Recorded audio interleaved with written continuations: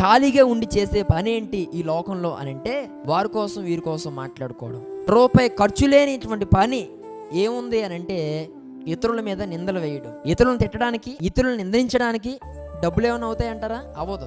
కాబట్టి ప్రతి ఒక్కడు అదే చేస్తాడు.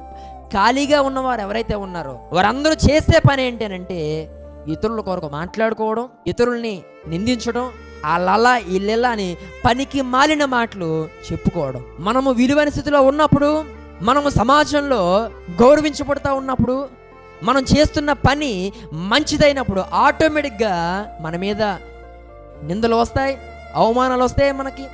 మనల్ని వ్యతిరేకించేవారు అనేక మంది ఉంటారు. ఎంతమంది ఎన్ని రకాలుగా నీ కొరకు దురాలోచనలు చేసినా, నీ కోసం చెడ్డ వార్తలు వారు మాట్లాడుకుంటున్నప్పటికీ నీవు వాటి విషయంలో ఎవరికి సమాధానం చెప్పాల్సిన అవసరం లేదు. నువ్వేంటో దేవునికి తెలుసు.